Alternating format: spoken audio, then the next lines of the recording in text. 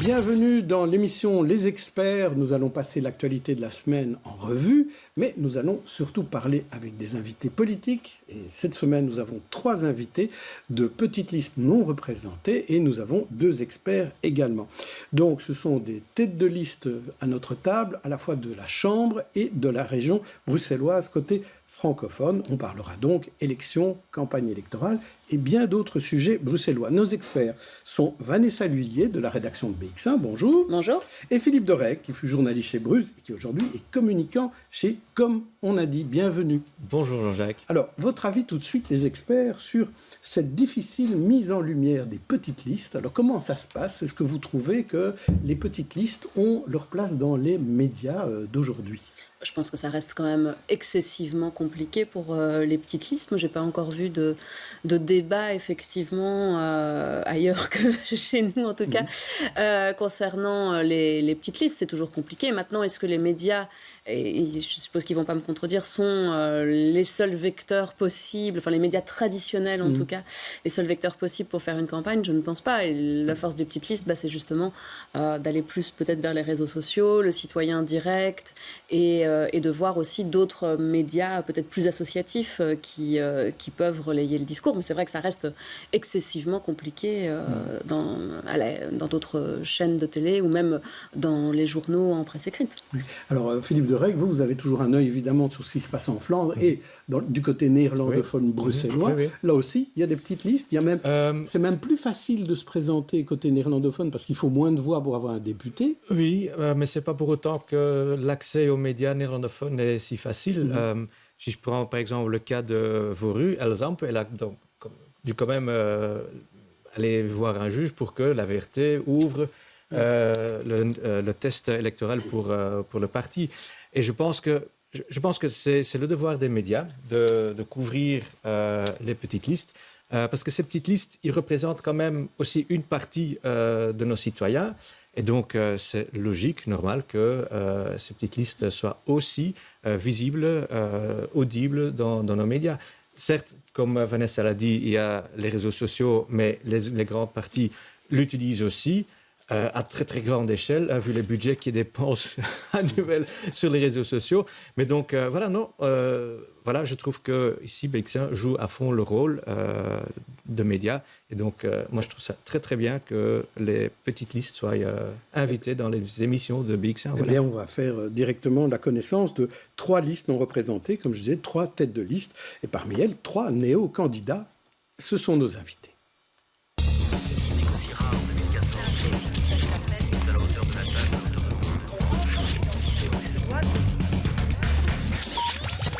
En fait, c'est la 3e et dernière série, dernière salve de petites listes et de leurs têtes de gondole. C'est comme ça que je pourrais peut-être appeler ces têtes de liste. Il y en a une avant les vacances, il y en a une la semaine dernière. On a donc déjà reçu 8 têtes de liste. Voici donc les 3 dernières, 2 autres étant dans l'impossibilité de participer à nos émissions.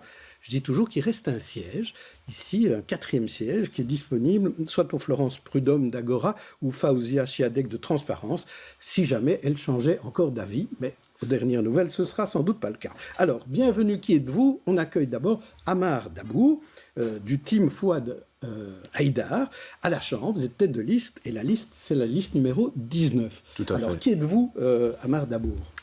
D'abord, bonjour. Je suis belgo-palestinien. Je viens du secteur de la finance. Et aujourd'hui, je me décide de m'engager en politique. C'est purement une action engagée, pas du tout intéressée. Je le fais vraiment en tant que citoyen qui a envie de s'intéresser aujourd'hui à ce qui se passe autour de lui. Et pourquoi avoir choisi cette liste? Donc, c'est la liste de Fouad Haïdar, qui est un député sortant, qui était chez Voreuil, qui a quitté Voreuil. Oui, on ne va pas s'éterniser sur les raisons de savoir qui a quitté qui. Bon, voilà. Bref, et c'est lui qui a créé sa propre liste. Alors pourquoi le rejoindre lui, particulièrement? Alors, je rejoins un team Fouad Haïdar pour une simple bonne raison. D'abord, je connais Fouad Haïdar, je connais sa politique, qui est très citoyenne, très proche de tout le monde, en fait. Il a une politique qui ressemble à ce que... Elle correspond en tout cas à mes desiderata en tant que citoyen. Et j'imagine que pour beaucoup de citoyens. Et c'est la raison donc pour de mon choix et qu'elle est justement très, très citoyenne et très proche de tout le monde. On aura l'occasion d'en reparler dans le courant de l'émission. À vos côtés, Cathy Allard, qui est les têtes de liste à la Chambre également, liste 22, pour la liste Belgique Unie, BUB. Alors dites-nous d'abord, Cathy Allard, pourquoi avoir choisi de devenir tête de liste et puis pourquoi avoir choisi cette liste-là? Voilà. D'abord, j'aimerais dire que je suis pensionnée et que dans ma carrière en tant que fonctionnaire de police, je me suis trouvée dans des situations qui ne me plaisaient pas du tout. Donc j'avais l'idée, dès que j'étais pensionnée, de faire ma propre liste, de faire mon propre petit parti politique parce que je ne faisais pas du tout confiance dans les grands partis de la particratie. Et c'est tout à fait par hasard que j'ai rencontré M. Hans van de Kouter, président du BUB. Il m'a proposé son programme, comme c'était aussi citoyen. Et voilà ce qui me plaisait. J'ai dit OK, pourquoi ne pas me joindre à vous? Alors vous êtes très humble parce que vous dites fonctionnaire de police, vous avez été commissaire de police, hein, donc vous avez quand même une responsabilité très forte au sein de la police de Bruxelles XL, c'est ça? Oui, Bruxelles Capitale XL. Oui. Alors vous, Mehdi Mignaoui, vous êtes tête de liste pour le collectif citoyen, mais pas à la Chambre, c'est au Parlement bruxellois. Et là, la liste, c'est la numéro 20. Ben, même question, pourquoi le collectif citoyen? Et vous, qui êtes-vous? Moi, je m'appelle Mehdi Mignaoui, je suis né à Casablanca, au Maroc. Ça fait presque maintenant 13 ans que je suis en Belgique. Je suis marocain de sang.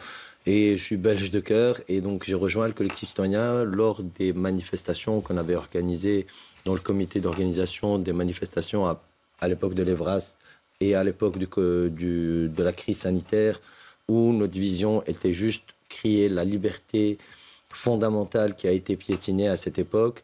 Et donc j'ai rencontré le collectif citoyen lors de ces manifestations parce qu'ils étaient en train de signer une pétition pour la participation citoyenne contraignante à tous les niveaux du pouvoir. Et donc, c'était une évidence pour moi, après ces 2 dernières années difficiles pour tout le monde, que le collectif citoyen soit mon premier choix, parce qu'il était dans le terrain avec nous, il était dans le combat, et il a ce mérite de... Et pourquoi vous avez été choisi comme tête de liste? Parce que vous parlez mieux que les autres, ou parce que est-ce qu'il y a une qualité particulière pour être tête de liste? Je peux demander la même chose aux autres. Pour être tête de liste, chez nous, c'est pas question de qualité ou d'être un spécialiste. C'est une vision citoyenne. J'ai été élu par un conseil citoyen qui m'a donné l'opportunité, suite à un débat interne, de ma vision du monde, de ma vision pour le mouvement, parce qu'on n'est pas un parti politique, on est un mouvement fédérateur. Un vote entre et donc vous, c'est un vote suite à un débat tirage interne. Non, c'est un débat interne qui m'a permis. J'ai convaincu d'abord en interne avant de sortir en externe. Très bien. Je poserai la même question. Cathy Allard, pourquoi c'est vous la tête de liste de BUB à la Chambre? Je crois que j'ai eu une longue conversation avec M. Hans van de Kouter parce qu'on voulait... Qui est le président, pour être clair. Le président du BUB, parce que autant pour moi, je voulais être sûre de ce qu'il pouvait m'offrir, de sincérité et de ne pas avoir une politique politicienne, mais vraiment quelque chose qui est là pour le citoyen, pour le Belge. Et lui, il voulait avoir la même garantie de ma part. Donc, nous, on est surtout un parti qui opte pour même pas seulement pour le bilinguisme, mais pour le trilinguisme. Je suis normalement néerlandophone, mais je suis assez bon bilingue. On peut le confirmer. Hein. Donc, c'est essentiellement pour ça que vous avez été choisi, parce que aussi à la Chambre, les listes sont bilingues, effectivement, donc c'est assez logique. Et vous, Amar Dabo, pourquoi vous avez été choisi par Fouad Haïdar? Je suppose que c'est lui qui a choisi. Voilà, c'est Fouad Haïdar qui m'a proposé d'être tête de liste, qui m'a proposé de le rejoindre également. Je pense que Fouad a quand même 20 ans d'expérience. Je fais confiance à son jugement. Il a estimé que je pouvais être tête de liste et que certainement j'avais peut-être les compétences pour l'être. Et je lui fais entièrement confiance pour ça, donc j'ai accepté. Quel est le point fort de votre programme du team Fouad Haïdar, Amar Dabo? Le point le plus important, s'il fallait qu'on retienne un point fort du programme qui vous différencie des autres. Alors, vraiment le point fort, c'est que nous, on aimerait bien arriver à une réforme fiscale. Pour plusieurs raisons. D'abord parce que j'estime on voudrait lutter contre l'inflation, ça passe par une réforme fiscale. Notamment en supprimant la TVA sur certains produits de base. Uniformiser peut-être aussi la fiscalité entre les 3 régions. C'est important. Aujourd'hui, on a des disparités entre la région flamande, bruxelloise et wallonne. Donc, c'est important d'uniformiser ça, notamment au niveau des revenus cadastraux, des taxes sur les voitures, etc. Il y a des régions qui sont plus attractives que d'autres, justement parce qu'il n'y a pas d'uniformité, et il faudrait peut-être uniformiser ça pour rendre Bruxelles plus attractive et les autres régions également. Très bien, Philippe Deray. Oui, parce que quand on regarde un peu le programme de Team Fouad, on voit directement que Fouad Haïdar, voilà, il a été parlementaire, il a l'expérience, et donc le programme est assez vaste. On parle de pouvoir d'achat, le logement, propreté, sécurité. Donc, mais ici, on parle d'un point fort qui est une réforme fiscale. Oui, c'est ça que j'entends. Oui, absolument. Mais donc, de nouveau, voilà, donc aussi des thématiques très proches du citoyen, très proche des préoccupations du citoyen. Et donc, voilà, on va tout de suite, quand on lit effectivement le programme, on va du concret, c'est ça. Voilà, mais aussi l'expérience politique que Fouad Haïdar a derrière lui. Mais sur le projet de réforme fiscale, parce qu'on entend ça dans beaucoup de partis, qu'il faut une réforme fiscale. Oui, effectivement. Et moi, j'ai envie de vous demander, parce que là, vous avez parlé de différentes taxes, alors des impôts sur le revenu, mais par exemple, pour ce qui est de la taxe sur la circulation automobile, c'est plutôt au niveau régional, là, du coup. Donc, vous êtes à la Chambre. Au niveau de la Chambre, est-ce que vous vous positionnez aussi par rapport à une taxation différente, notamment sur les hauts revenus ou le haut patrimoine? Comment vous voyez ça? Parce que c'est un débat, la taxation notamment sur le patrimoine, qui fait partie de la campagne actuellement. Oui, je pense qu'il faut... s'attaquer, c'est un grand mot, mais je pense qu'il faut faire participer les grosses fortunes, justement. Oui, c'est dans votre programme. Il y a clairement une taxation au-dessus d'1 million de revenus. Tout à fait. Il y a une taxation des grandes fortunes. Absolument. Il est question de faire participer ces grosses fortunes, je dirais, à l'environnement économique dans lequel ils sont, parce que leur fortune vient quand même d'un espace économique dans lequel ils se trouvent. Et je pense que c'est juste jouer le jeu, en fait. Katia Lart, un point fort de votre programme, on sait qu'il est unitaire, mais s'il fallait détacher un point dont tout découle, peut-être, ce serait quoi? C'est justement cette point de vue qu'on doit revenir à un État unitaire et pas avec toutes les régions et les communautés, parce que ça nous coûte affreusement beaucoup d'argent. Il y a quelques années, le parti a fait un calcul de combien ça nous coûte. Je crois que ça a été fait ensemble avec l'Université catholique de Louvain. Et cela nous coûte environ 10 milliards d'euros par an. Parce qu'il ne faut pas seulement voir le salaire des parlementaires, il faut aussi tous les cabinets, les bâtiments, le personnel. Donc, quand on compte le total, c'est 10 milliards. Quand on libère cette somme, il faut être raisonnable. Il faut aussi investir dans notre programme. On accorde beaucoup d'importance aux provinces. Donc, ces 10 milliards, ce n'est pas un gain net, c'est un gain brut. Il faut réinvestir dans les provinces. Mais on calcule qu'environ, ça libérait quand même 5 milliards par an. Et vous dites aussi un seul gouvernement. C'est ça l'idée d'un gouvernement unitaire. Oui, l'idée, c'est voilà, un pays... On supprime tout le reste, un gouvernement un et parlement. Mais comme avant, en fait. Oui, comme avant. Oui. Ouais. Et on garde le roi? Oui. Moi, c'est clair. Alors, on va passer à vous, Mehdi Miniaoui, au collectif citoyen, un point fort. Je sais qu'il y en a plusieurs, mais sortez-nous un point fort. Un point fort, c'est remettre le citoyen au centre de la gouvernance. C'est que ça fait maintenant presque... Et comment Depuis les 30 années glorieuses, il y a un constat de part de l'histoire de la Belgique. On est passé par les libéraux, puis les chrétiens.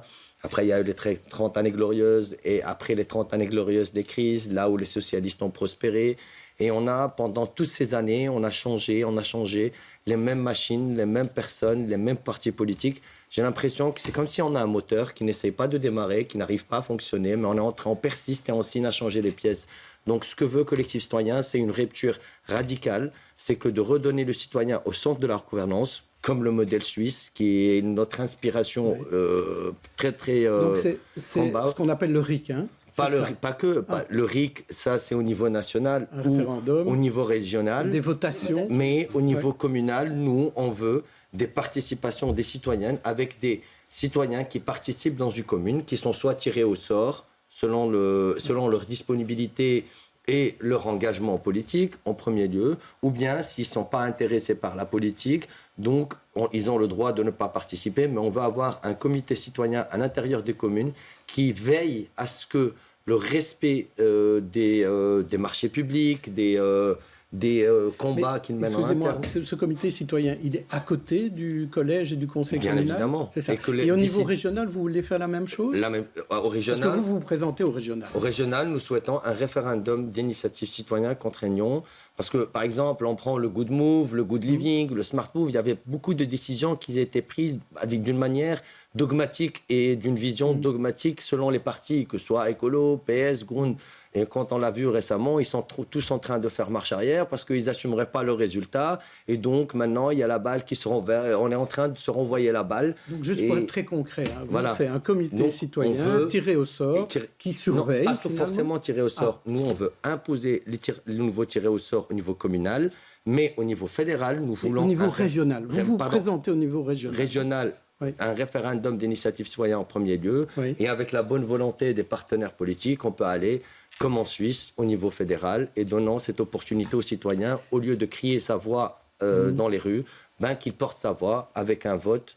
Et avec des représentants. Exactement, comme vous le savez, on est les champions des manifestations et des arrêts de travail syndical. Excusez-moi, les champions, c'est aussi le PTB, hein, parce qu'eux, ils disent, la semaine dernière, à votre place, il y avait 2 partis d'extrême gauche qui disaient, nous on se présente, c'est juste pour faire de la pub, hein. Nous ce qui est important, c'est les luttes dans la rue. Oui.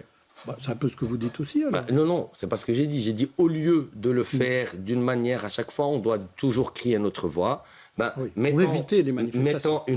Mettons en place une vision de référendum qui permettait, avec 100 000 signatures, ou selon les régions et selon au niveau fédéral, d'avoir 100 000 ou 200 000 signatures ou 20 000 signatures qui permettraient aux gens d'aller obliger nos politiciens à se soumettre à un référendum contraignant, comme pas celui de la France, Merci, bien évidemment. Monsieur Mignaoui. Vous êtes un peu en avance dans le timing, hein, de parler un peu plus que les autres. On va un peu laisser la parole aux 2 autres. Vanessa Lullier. Non, justement, j'avais une question. Alors, la réponse sera brève. Voilà. Oui, je pense, ça peut être très bref. Est-ce que ces référendums, cette participation au référendum, elle est obligatoire comme le vote ou pas? Elle est contraignante.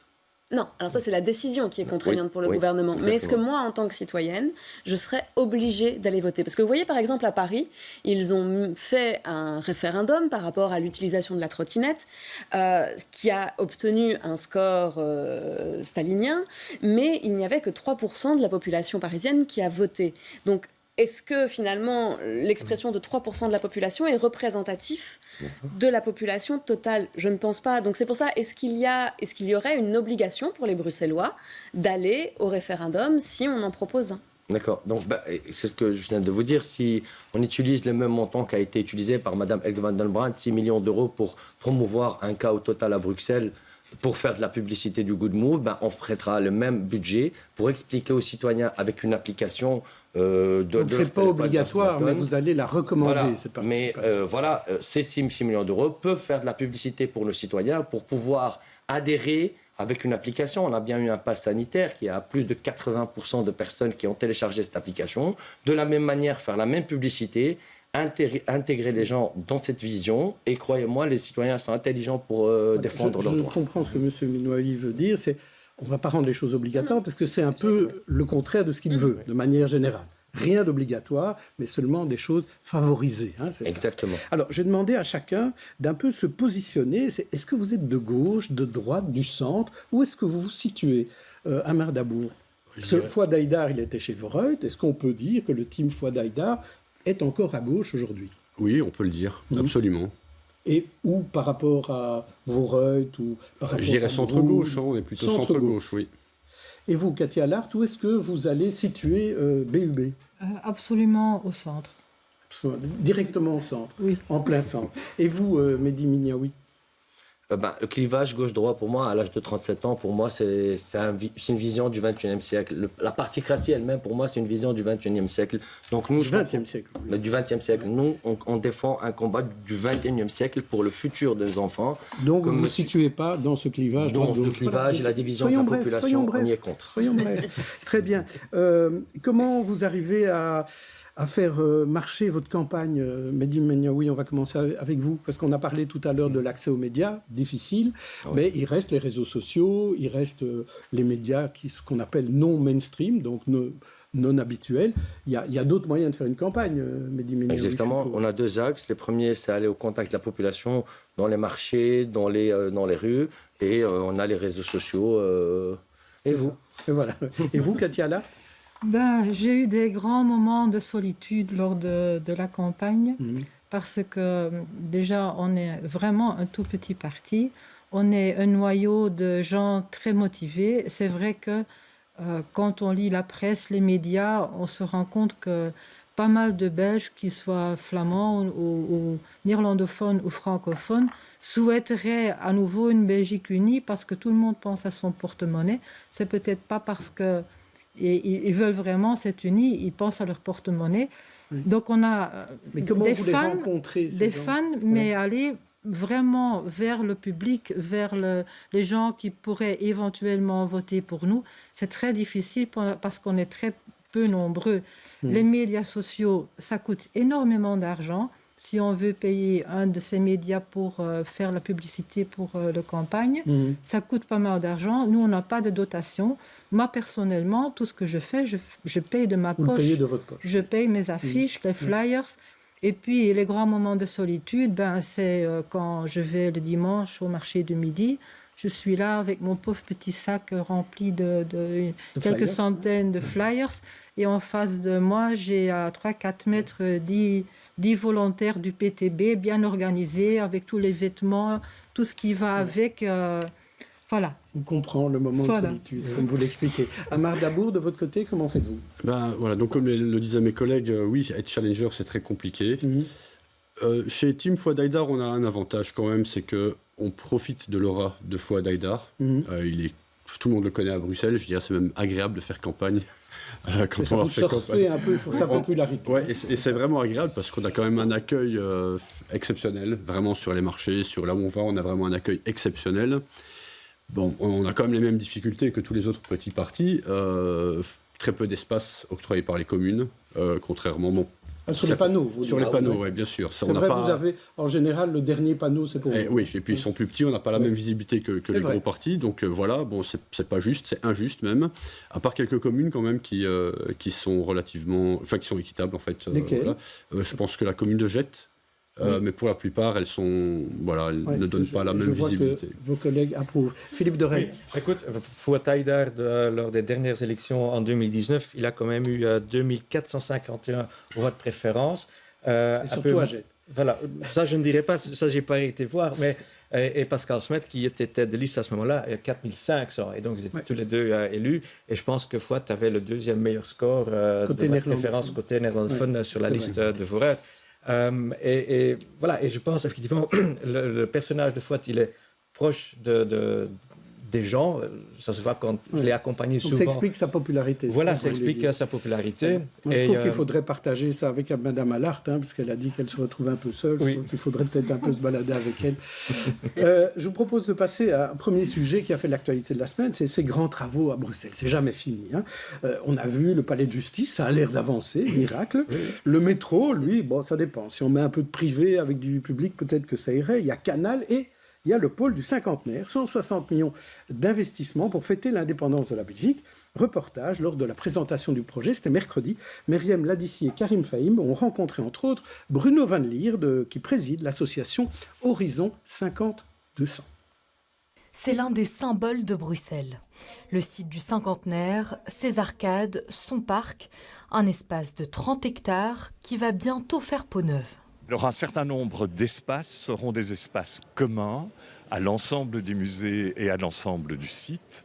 Par exemple, les arcades où nous nous trouvons, la halle Bordio qui deviendra une halle d'exposition et de manifestation ouverte à tous au cinquantenaire.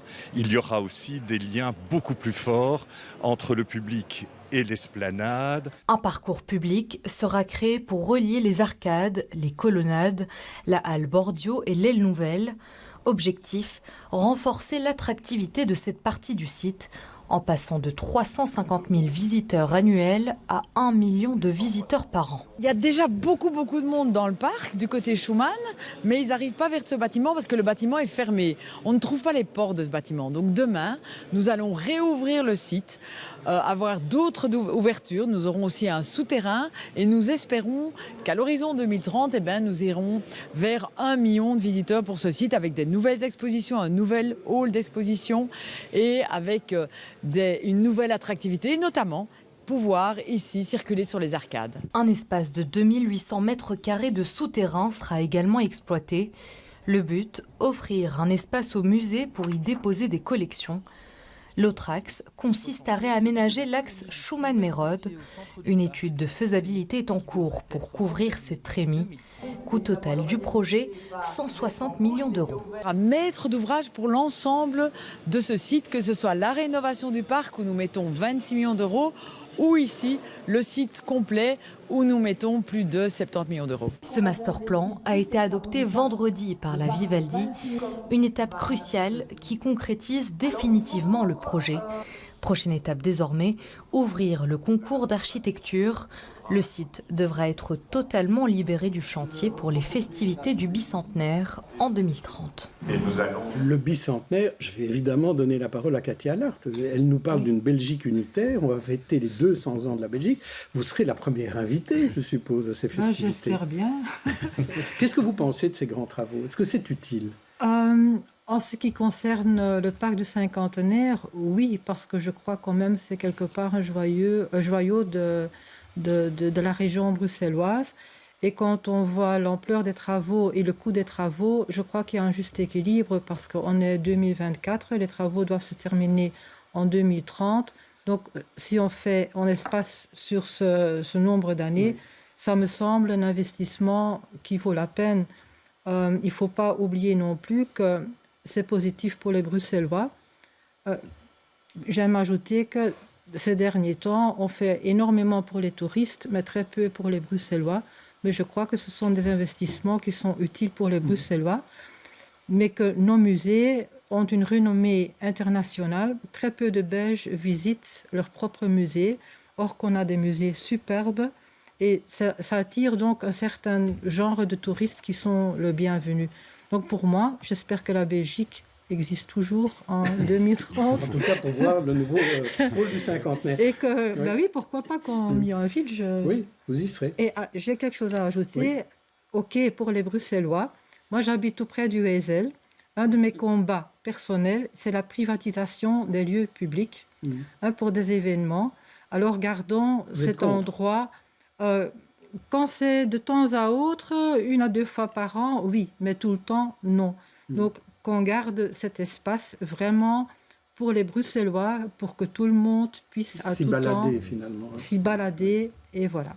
Alors, Mehdi Minyaoui, je lis dans le programme du collectif citoyen que vous êtes contre le gaspillage de l'argent public. Est-ce que ces grands travaux, on a pris l'exemple ici du pôle du cinquantenaire, mais on peut parler du métro, de Canal, des façades du palais de justice, est-ce que c'est du gaspillage d'argent public, comme vous le visez? Moi, sincèrement, pour les projets du parc cinquantenaire, je suis parfaitement d'accord. L'histoire de la Belgique doit être mise en valeur. On a une histoire parfaite, exceptionnelle. Peut-être que tout le monde dit qu'on est un petit pays. On n'est pas aussi petit qu'on le pense. La Belgique a une très très belle histoire, a une grande histoire.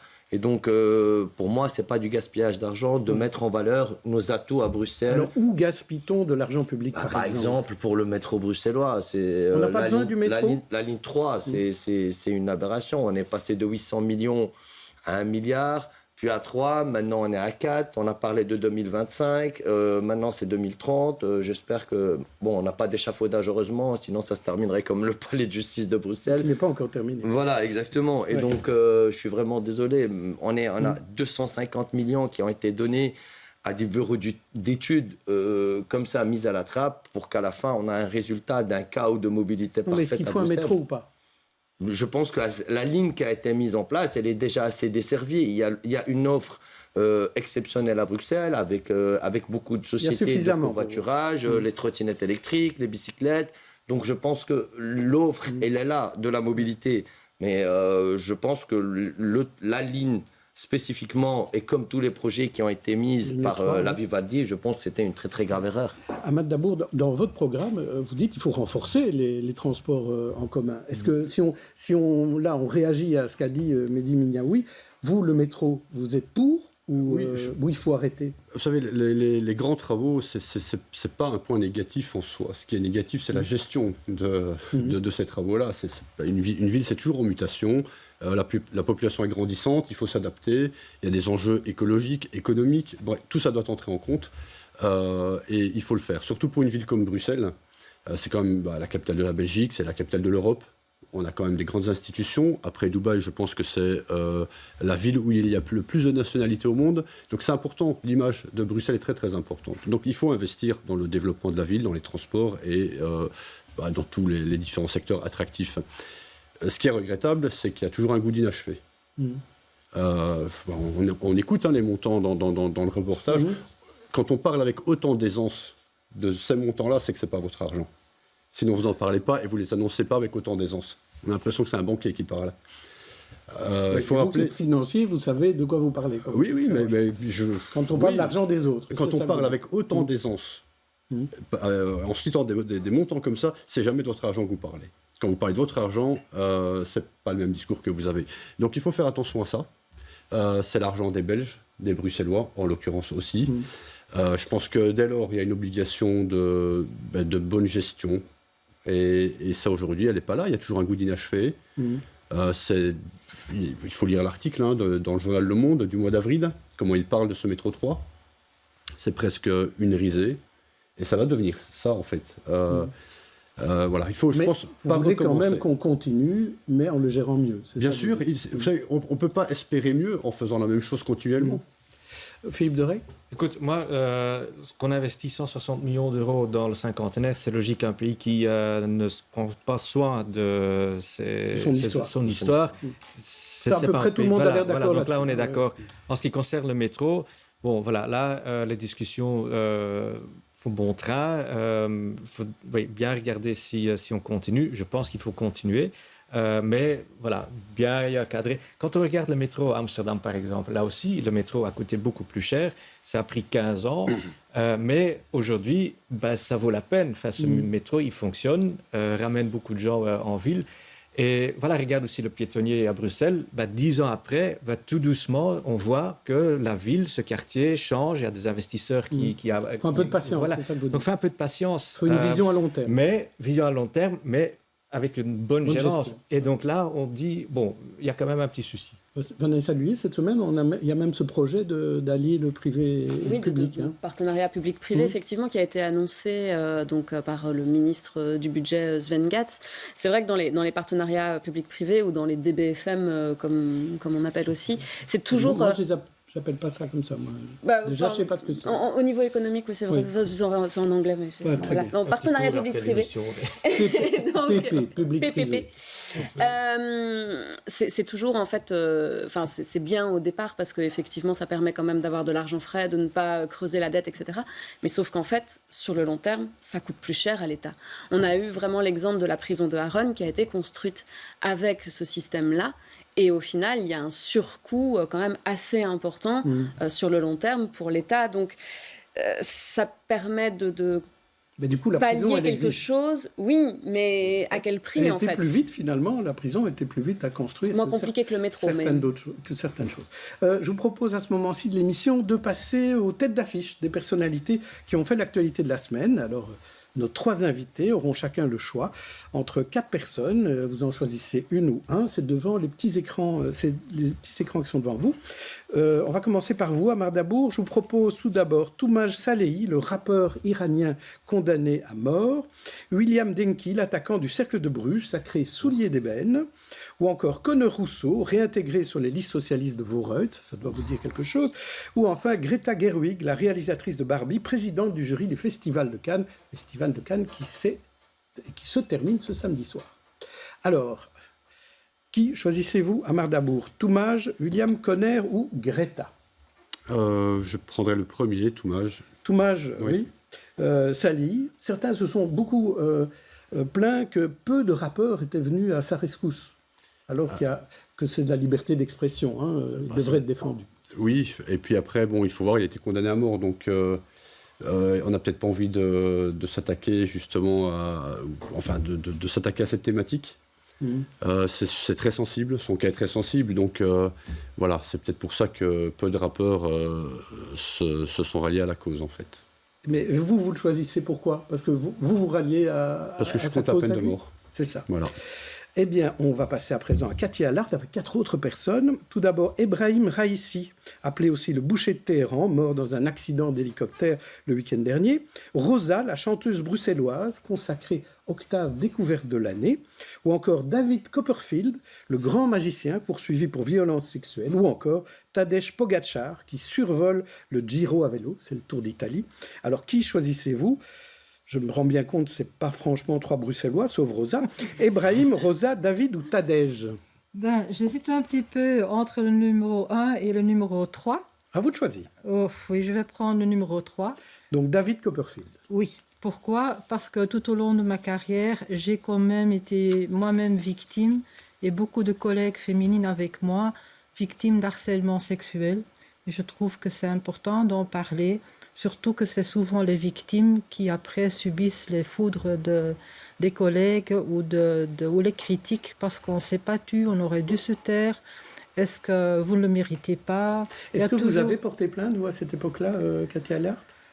Il y a des dossiers dans le cadre duquel j'ai déposé plainte. Et ça n'est à rien parce qu'il y a toujours l'ostracisme à la police. Donc pour trouver un collègue qui témoigne, c'est extrêmement difficile. Donc c'est toujours parole contre parole, c'est ça? C'est parole contre parole, mais c'est pire parce que dans un des dossiers, le dernier dossier, comme je connais l'ostracisme à la police, comment je sais comment ça se passe, j'avais demandé, moi en tant que victime, de passer un test de polygraphe pour prouver que moi, la victime, je disais la vérité et on me l'a refusé. Et je l'ai demandé plusieurs fois à l'auditeur du travail, au juge d'instruction.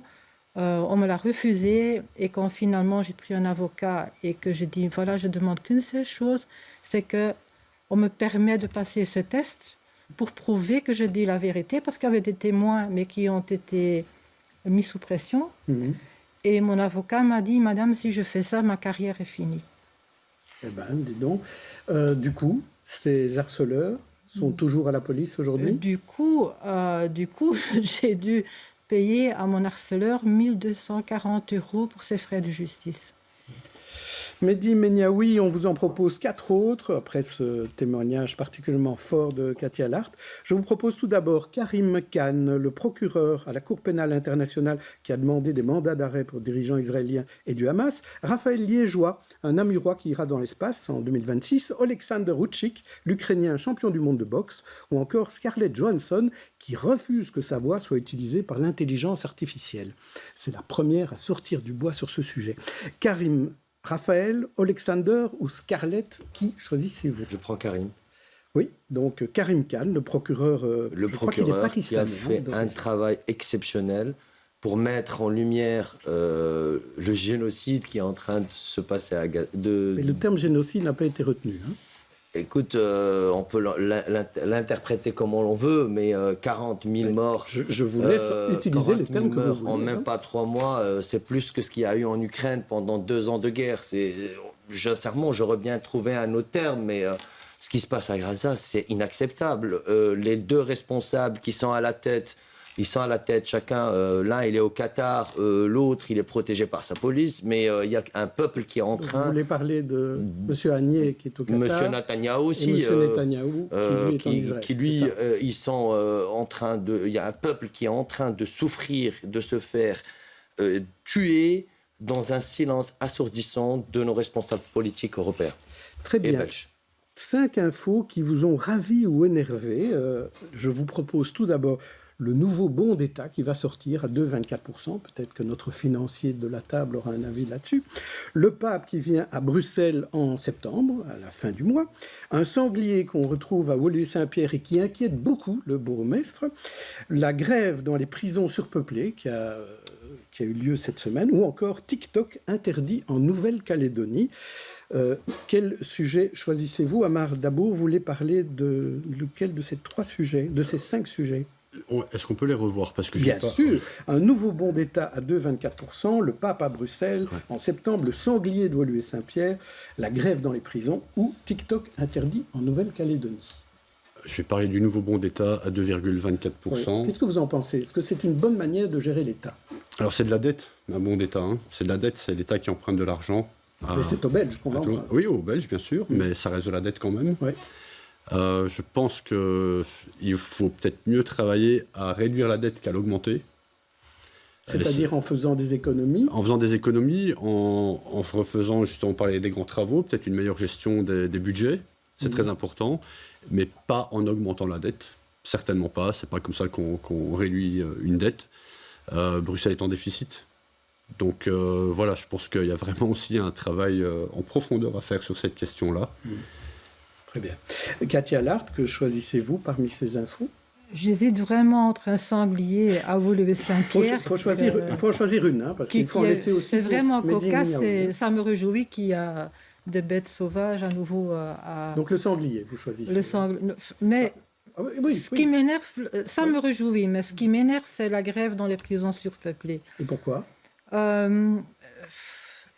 Parce que tout au long de ma carrière, et j'ai été pendant quelques années le chef du service de police dans le palais de justice, et je sais que la population n'aime pas l'entendre, mais je crois qu'on a trop de détenus dans les prisons et que la Belgique a déjà été condamnée plusieurs fois pour la détention préventive. Il faut quand même savoir que dans la détention préventive, il y a pas mal de gens qui sont vraiment innocents. Et c'est bien d'enfermer les gens qui ont commis quelque chose, mais être enfermé dans un système pareil quand on n'a vraiment rien à se reprocher, c'est énormément frustrant. Donc, je crois qu'au niveau politique, on doit faire quelque chose pour justement diminuer cette population de détenus et avoir des meilleures conditions pour les détenus, parce qu'à un moment donné, les détenus, ils doivent retourner dans la société et on ne les prépare pas du tout pour retourner dans la société. Et d'un autre côté aussi, parce que c'est aussi frustrant pour les gardiens de prison qui travaillent dans des conditions extrêmement difficiles. Et vous, Mehdi Maniaoui, que choisissez-vous? Si vous voulez, vous pouvez revenir sur une des infos qui a déjà été choisie. Je prends le TikTok parce que les réseaux sociaux et TikTok ou autre, Instagram ou autre, c'est les seuls relais qu'on a trouvés pour apporter notre voix aux citoyens. Et donc, sincèrement, interdire cette seule opportunité que nous avons entre les mains pour parler aux citoyens, pour discuter avec le citoyen, je trouve que c'est une très très mauvaise idée parce que déjà, la majorité de médias, à part vous, qui ont accepté de nous recevoir, j'ai l'impression qu'il y a une sorte d'omerta pour les petites listes comme nous trois ici.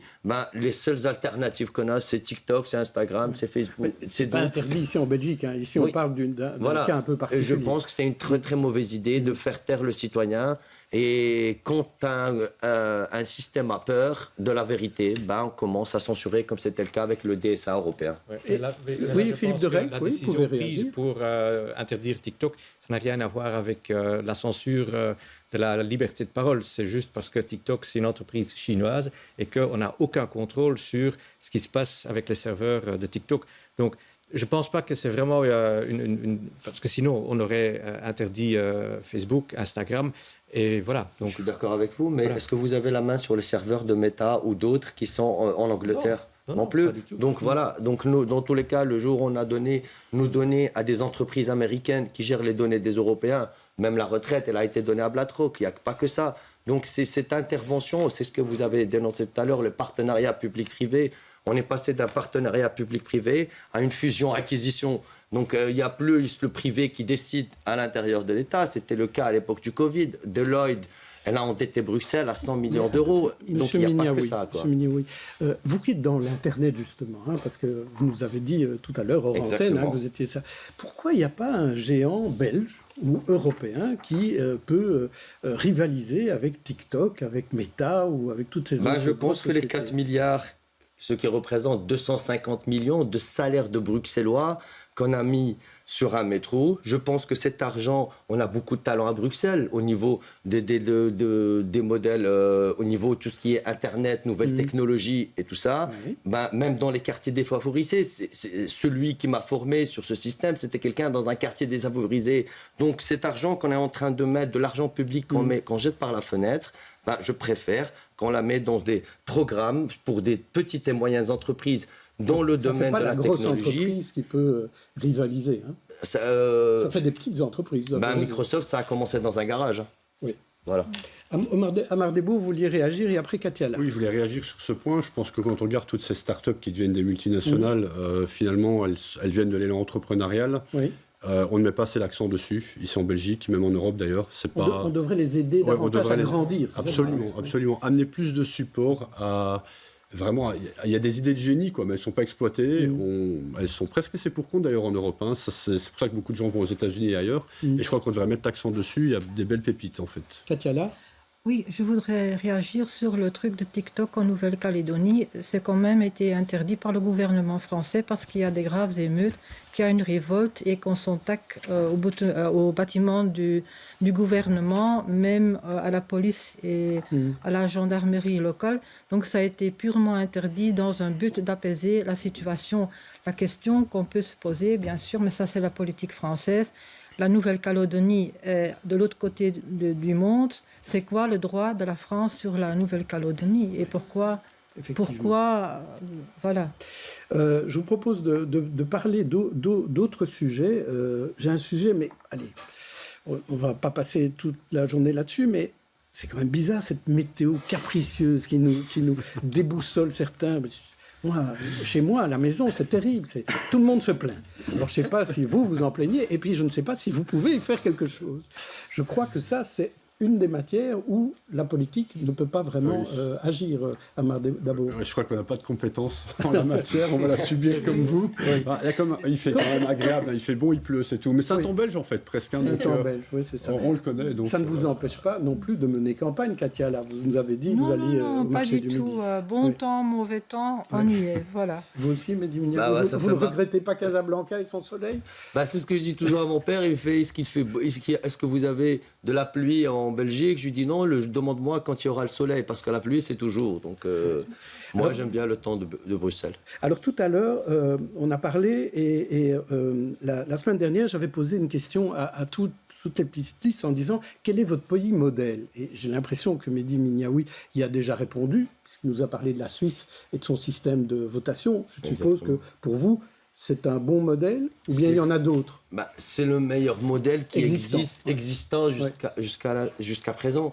Parce que sincèrement, les statistiques le prouvent. Le nombre de grèves qu'on a, on est les champions après les Français. Les grèves syndicales et des manifestations, on est le numéro 2 en Europe. Alors que en Suisse, ils ont même pas 1 à 2 manifestations, mais c'est des manifestations plus sur une problématique comme la Palestine, comme d'autres, mais ce n'est pas des manifestations revendicatives de leurs droits. Nous, on doit toujours crier notre droit. Avec Collectif Citoyen, nous voulons donner le pouvoir aux citoyens de ne plus crier sa voix, mais de porter sa voix et de décider. Katia, alors de votre côté, est-ce qu'il y a un pays modèle, une version unitaire positive ? Oui, mais j'opte aussi pour le système suisse, à part que le système de vote, pas évidemment parce qu'ils sont aussi plusieurs cantons. Voilà. Donc une Belgique unitaire, mais où il y a également des référendums contraignants pour certaines matières, pas pour toutes les matières, parce qu'il y a des matières dans lesquelles la population n'est pas du tout intéressée, mais qu'il faut quand même faire des lois. Donc voilà. Et un modèle du système suisse avec le modèle qu'il y a en Estland, c'est Estonie en français, en Estonie, parce que l'Estonie, en très très très peu de temps, est devenu un pays très développé en matière digitale. Et par exemple, là-bas, on peut déjà voter via It's.me. Il faut plus se déplacer vers un bureau de vote, perdre son temps et blablabla. on peut tout simplement voter via It's Me et je crois que ça peut... Ça, je sens que M. Mignaoui n'est pas d'accord, non? Non, je suis parfaitement d'accord parce qu'on a bien fait l'application de passe sanitaire. On peut le faire de manière... Mais vous ne craignez pas que quelqu'un prenne les données, comme on parlait des Chinois et de TikTok, vous ne craignez pas qu'on se fasse hacker? Ça a été déjà dénoncé par la responsable qui a démissionné lors de l'organisme qui s'occupait des données personnelles. Elle a démissionné à cause de ça, parce que il y a des sociétés américaines qui ont pris le monopole. Mais donc il y a un risque, c'est ça que je veux dire. Le tout digital, est-ce que c'est pas dangereux? Notre responsabilité, autant que politique, c'est de protéger le citoyen belge avec nos systèmes à nous, au lieu d'avoir des serveurs en dehors. Et vous croyez que ceux-là seront plus fiables que les autres? Katia, là? Je dis que non, parce que il y a eu un hacking des services diplomatiques et qu'il y a très récemment, c'est sorti dans la presse, que quelques têtes, mais vraiment des gens très calés en informatique, ils se sont retirés un petit peu de ce qu'ils faisaient dans la vie quotidienne et ils ont développé un système informatique hautement sécurisé et qui apparemment on ne pourrait pas le hacker. Donc je crois qu'on a les moyens. Alors, Amar Dabour, de votre côté? Non, moi je n'ai pas de modèle. Je préférais qu'on devienne un modèle plutôt que d'en copier un. C'est une bonne manière Oui, il faut essayer d'être une meilleure version de soi-même plutôt que de copier les autres. Je pense qu'il y a des choses à améliorer, certes. Je pense qu'on est quand même bien en Belgique, on peut dire ce qu'on veut. On fait partie des 7-8% des gens les plus heureux sur la planète. Voilà. Mais il y a des choses à améliorer. Je pense que c'est vers ça qu'il faudrait aller. Dont je parlais tout à l'heure. De la météo, oui. Alors, Amar Dabour, une autre question. Si vous êtes élu, donc vous, ce serait à la Chambre, quel est le premier texte que vous déposeriez à la Chambre? Nous, on irait vers une réforme fiscale déjà. Dont vous nous avez parlé. Voilà, exactement. Et vous, Katia Lart, si vous avez la chance d'être élue, quel est le premier texte que vous déposerez? J'aimerais bien dire travailler pour une Belgique plus unie, mais il faut être réaliste. Et comment faire? Il faut être réaliste. Si on a un seul siège ou deux sièges, on ne va pas faire une réforme de la Belgique. Ça ne va pas changer la Constitution. Donc, si je veux bien travailler dans ce sens-là, mais si je suis élue, je travaille pour le programme, mais mon tout premier grand point serait quand même une réforme de la police.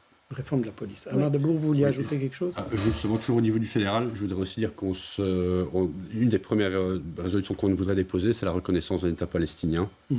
Ça, c'est déjà en discussion. C'est en discussion, mais on verra après le 10 juin si c'est toujours en discussion, si on en parle plus ou moins. Ce sera encore d'actualité à ce moment-là. Mehdi Mignaoui, quel est le premier point à mettre au Parlement bruxellois alors, dans ma première ordonnance serait la participation citoyenne contraignante avec un référendum au régional en premier lieu, et ça serait le point numéro 1, et en attendant la bonne volonté de Écolo, de Défi et de tous les partis qui prennent la participation citoyenne. De vous suivre, on vous offre une opportunité. J'espère qu'il y aura de bonnes volontés qui sont prêts à travailler à nos côtés.